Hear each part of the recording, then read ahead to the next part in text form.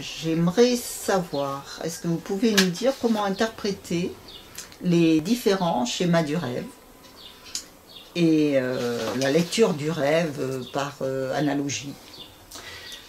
Voilà, tous les rêves forment une seule et même histoire. Alors, si on étudie ces rêves, ils paraissent tous différents.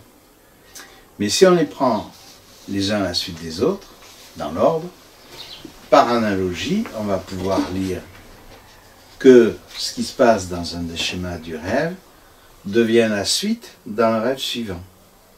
Voilà. Tous les rêves comme ça se succèdent. Il y a un lien entre tous les rêves entre eux. Alors si on étudie donc cette évolution dans l'espace du rêve, on va voir l'évolution de tout ce qui se passe dans l'espace du rêve.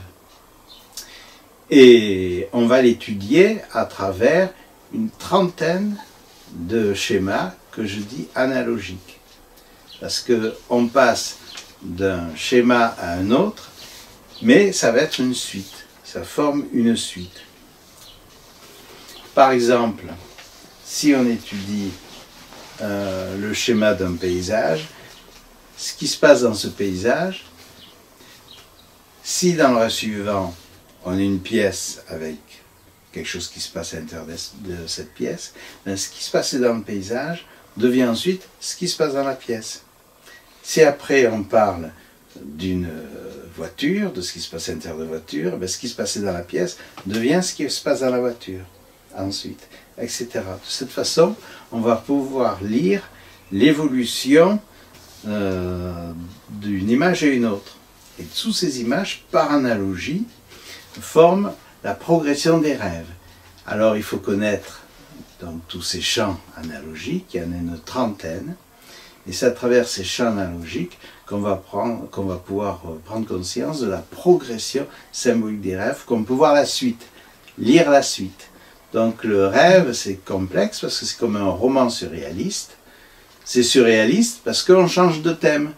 Mais en réalité, si on étudie la progression des symboles de chaque thème, ça forme une suite tout à fait logique. Voilà, alors ça, ce sont les champs symboliques. Il y en a une trentaine. Et qui racontent la même histoire. Qui racontent un même thème, quelque chose d'universel. Et après, chaque schéma, chaque champ symbolique autour de ce même schéma nous explique des choses différentes liées à notre personne. Hein? Voilà. Alors par exemple, si on étudie ce qui se passe dans un moteur de voiture, dans le rêve suivant, on voit une coupe anatomique. Eh bien, le moteur de la voiture devient la coupe anatomique, ce qui va nous permettre de comprendre la santé de la personne à travers, par exemple, le moteur de voiture. Si après la figure, la coupe anatomique, on voit une pièce avec des personnages, eh bien, la pièce avec les personnages vont coder l'élément anatomique qui avant était codé par un élément du moteur de voiture, de la voiture. Voilà, donc comme ça, on va pouvoir comprendre le lien entre les choses. Donc c'est très intéressant d'étudier les rêves de cette façon-là, parce qu'on va comprendre la suite logique du rêve. Donc tout dans l'inconscient est bien choisi par la personne, c'est-à-dire qu'un rêve n'est pas le hasard, il est le fruit de l'intelligence inconsciente du rêveur, mais n'empêche que chaque rêve va donner la suite du précédent. Alors des fois la suite on la voit au bout de quelques rêves, alors il faut pouvoir repérer cette progression des symboles d'un rêve à l'autre. Mais ensuite ça permet d'étudier dans ces champs analogiques différents aspects de ce que vit l'être humain. Alors quels sont ces champs analogiques? Premièrement, il y a le vécu donc psychogénéalogique de la personne. Ensuite, il y a le vécu de la psychologie de l'enfance de la personne. Ensuite, on va y voir l'image de son couple intérieur entre le masculin et le féminin, l'animus et l'anima, le yang et le yin, dans ce qui se passe chez un être humain au niveau de son masculin et son féminin. Après, le quatrième schéma, donc c'est ce qui va se passer dans son couple de la réalité, si la personne est en couple dans la réalité. C'est-à-dire l'anima et l'animus deviennent la femme et l'homme, par exemple. Ensuite, on va étudier le schéma sexuel, c'est-à-dire ce qui se passe entre le masculin et le féminin, donc entre un pénis et un vagin. Et on va étudier la structure de l'évolution du rapport sexuel. Donc pour voir la suite, il faut passer d'un schéma à un autre. Ensuite, nous avons comme schéma analogique la socialisation, nous par rapport aux autres dans la société, tous les rêves où nous nous voyons avec d'autres personnes. Et puis il y a le schéma de la communication, la façon dont on communique avec les autres. Donc c'est un autre schéma. Si après on a une scène liée à la santé, eh bien le schéma devient un schéma lié à l'aspect physique de la personne. Donc l'évolution qui se passe au niveau de son corps physique. On peut l'étudier sur un plan plus abstrait au niveau de son psychisme, ce qui se passe dans son inconscient profond. Donc ces tendances psychopathologiques, si vous voulez. Les tendances que l'on a au niveau des névroses, psychoses, perversions.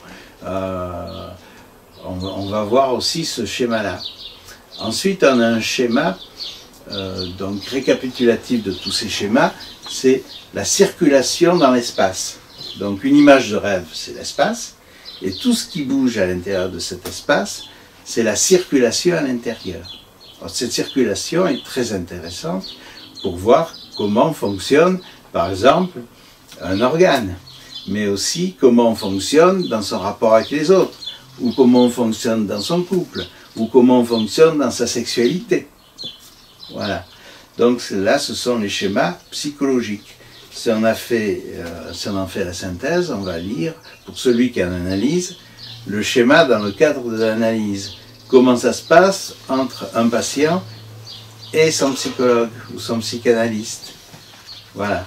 Donc là aussi, on a un schéma, le cabinet de l'analyste. Voilà. Donc des schémas, nous avons plusieurs. Donc le schéma de l'espace, je veux dire, ça peut être le ventre maternel, ou le foyer de l'enfance, ou le foyer actuel, ou le cadre professionnel dans le bureau où on se trouve, ou ça va être le sexe féminin, par exemple, ou un groupe social. Et ensuite, nous avons les champs analogiques liés à l'apport culturel de l'humanité.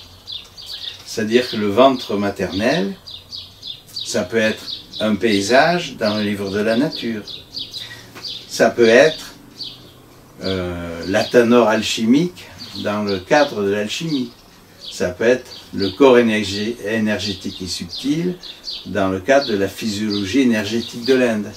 Ça va être le chaudron ou la casserole ou le four dans lequel on fait sa cuisine, donc en la liant à la philosophie chinoise et au chaudron, qui est le 50e hexagramme du I Ching.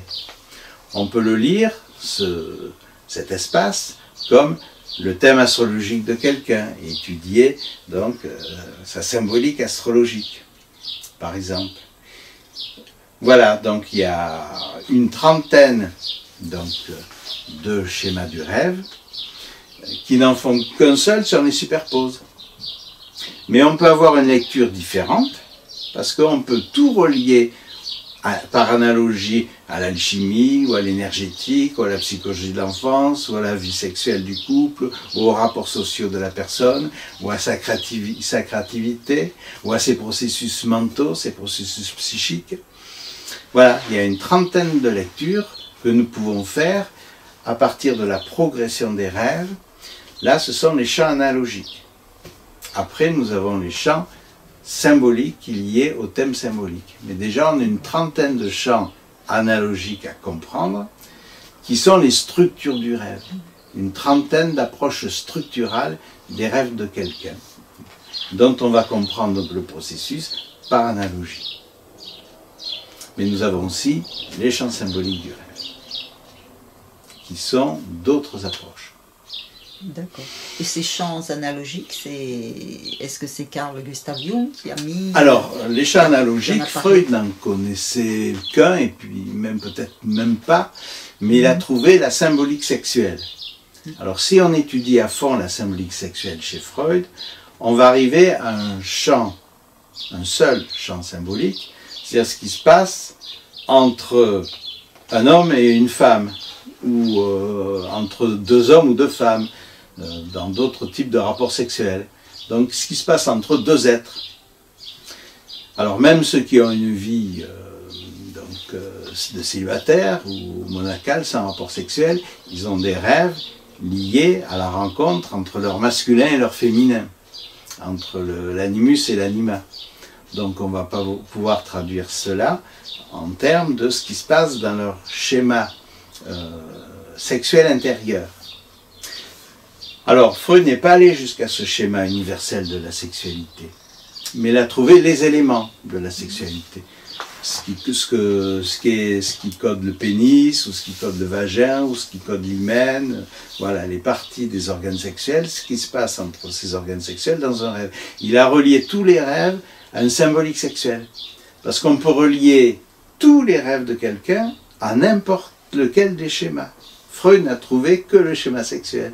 Mais on pourrait dire que tous ces symboles sexuels peuvent être traduits dans un autre langage si on étudie ce que fait quelqu'un dans son alchimie intérieure ou dans son anatomie physique intérieure par rapport à sa santé et par rapport à son alimentation. On peut étudier donc ce qui se passe dans sa vie sociale ou dans sa vie familiale ou dans sa vie familiale de l'enfance. Voilà, il y a plusieurs schémas autour d'une même structure.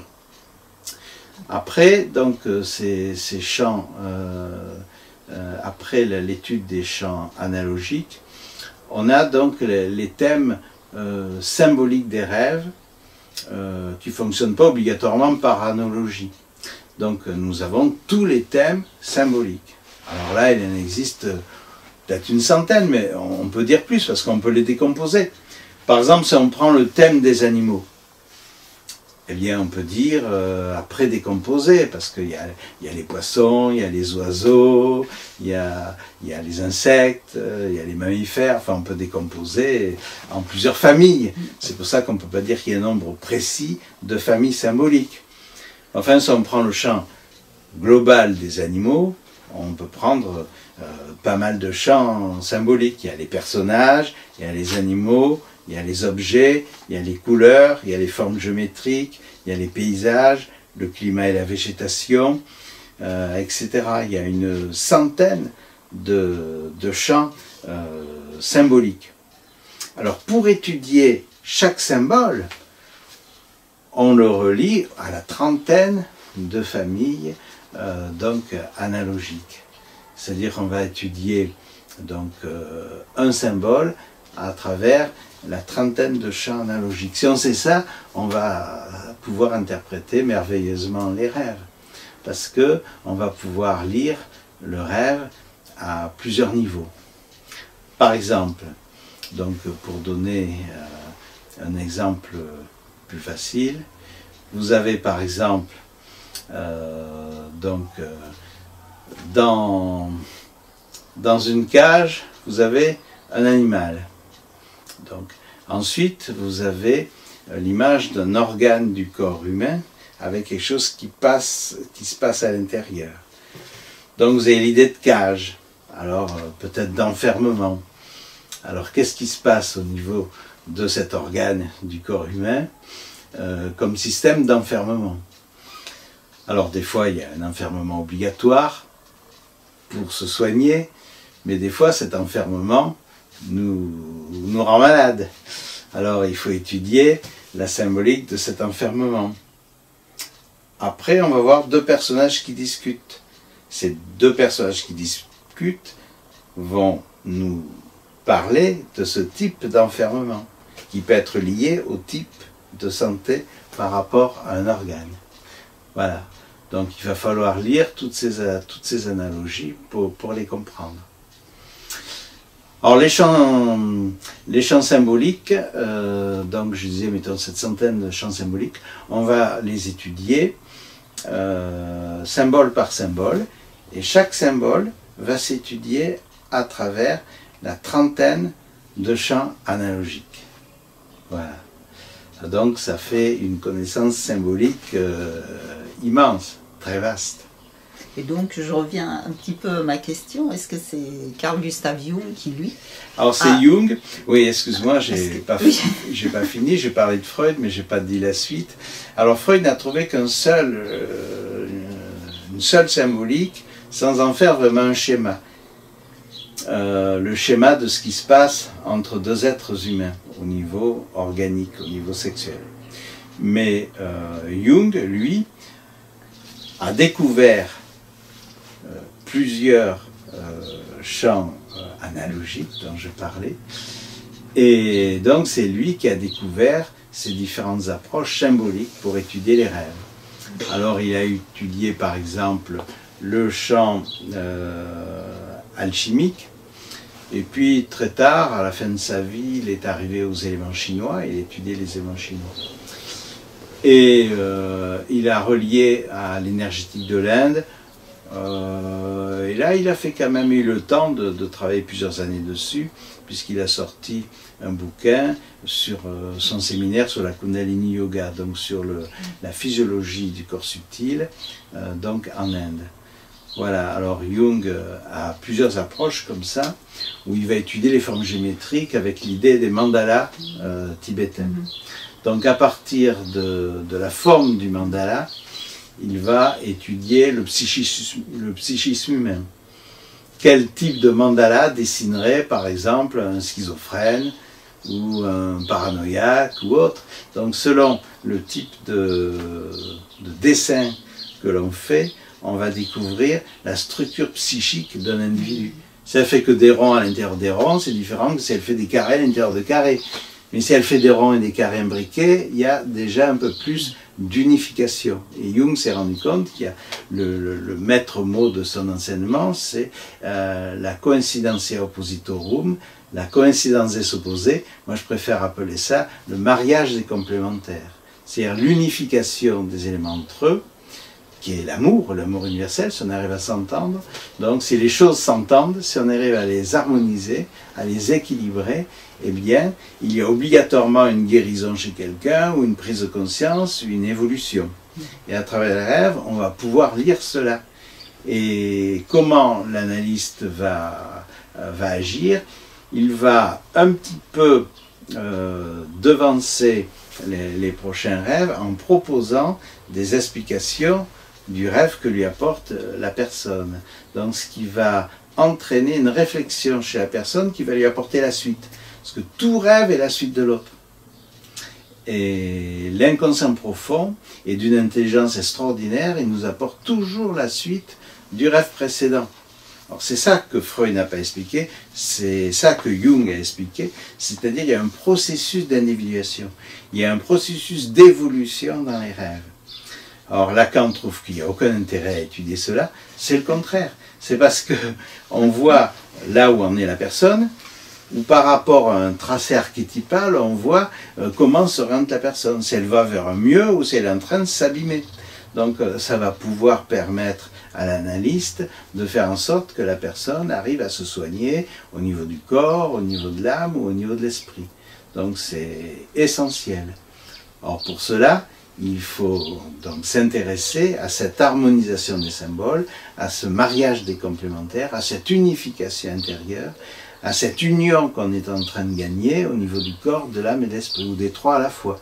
Donc cette unité qui progresse dans les rêves, suit le fil conducteur de la pensée inconsciente d'une personne. Donc l'analyste, même s'il interprète et qu'il ait une part d'influence, eh bien il ne peut pas influencer l'inconscient de la personne.